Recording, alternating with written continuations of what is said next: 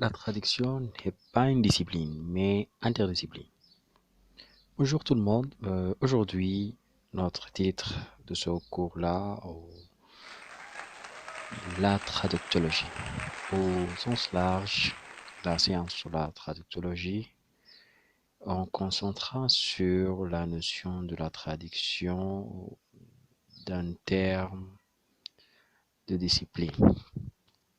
Les savants ou les experts ou les traductologues de ce science-là qui ont dit la traduction n'est pas une discipline mais interdiscipline. La traductologie se développe dans des pays selon des traditions de ces pays-là. Autrement dit, quand on parle de la théorie de la traduction, on dit on n'est pas certain que tous les chercheurs comprennent la traductologie. Ils comprennent que la traductologie, ça mourra un traductologue. Comment dire ça? Comment peut-on être un traductologue? De nos jours, nous sommes devant un phénomène très difficile de retrouver le centre de sens. Ce qui nous convient peut-être bien à une interdiscipline n'empêche que les chercheurs ont certaines difficultés à s'y retrouver. L'objet de notre recherche d'aujourd'hui, de ce cours-là, c'est de donner un aperçu sélectif de la recherche sur la traduction. Dans ce domaine, on pose des questions. Premièrement, sur quoi porte la recherche de traduction? Les étapes successives depuis les années 1950. Ça veut dire on peut suivre le processus de la traduction depuis l'année 1950 et on pose une question pourquoi on a choisi la date 1950, car cette période est une période pleine de traductologues qui ont donné des histoires sur la traduction. En vous parlant d'un trait de gomme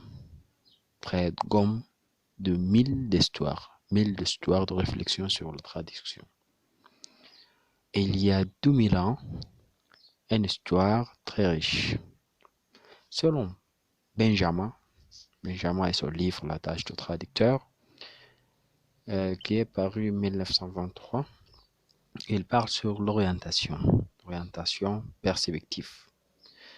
Dire perspective par rapport à descriptif, qui a deux caractéristiques de traduction. Ça veut dire à l'époque où on cherchait ayant des phénomènes, mais on cherchait à poser une façon de faire des caractéristiques de traduction. Ça veut dire qu'il ne fallait faire comme ceci, mais on peut mettre l'accent sur les caractéristiques de l'écrit et comme observation. Et on a aussi dans cette époque ce qu'on appelle la fidélité. La fidélité à l'époque de 1950, l'objet, c'est l'original. L'original, en parlant sur le texte source, et ça fait une optique de fidélité. Le texte cible, la traduction est toujours difficile et elle manque quelque chose parce que c'est très simple, la traduction n'est pas la même chose que l'original. C'est évident. Première raison, on change l'homme. Deuxième raison, on change la culture extra. Un changement épistémologique. Sur quoi porte notre recherche ou le mot épistémologique? On parle sur trois moments de la traduction. Quels sont les trois moments de la traduction? Premièrement, en amont. Lorsqu'on dit en amont, ça veut dire c'est le premier moment de la traduction, dans un sens large, pendant le processus de la traduction. En aval, on regarde, on observe, on critique, on concentre le processus ou le texte traduit. Donc, en amont, par exemple, nous vous donnons un exemple. La météo varie, votre vitesse aussi. Donc, cet exemple est traduit comme ça. Weather varies your speed too. Weather varies your speed too.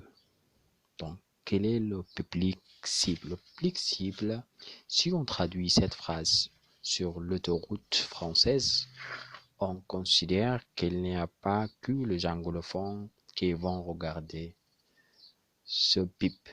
Si tout le monde qui parle français, donc on va, quel est le support qu'il a un nom associé à ces publications? Donc, je dois affirmer un message et bien sûr, ce que je réfléchis à tout ça, j'aboutis l'introduction à rien à voir ces exercices linguistiques. Parce que on a quelque chose comme stay down, slow down. Donc, pendant, lorsqu'on parle sur pendant, le deuxième moment, pendant, on voit pendant le processus de la traduction, qu'est-ce qui se passe dans le texte. Donc, quelles sont les parties du cerveau qui sont actives et en présence des langues difficiles. Le traducteur travaille avec quoi? Avec les langues. Avec les langues, c'est-à-dire il ne travaille pas avec les cultures, mais il travaille en premier lieu avec les langues.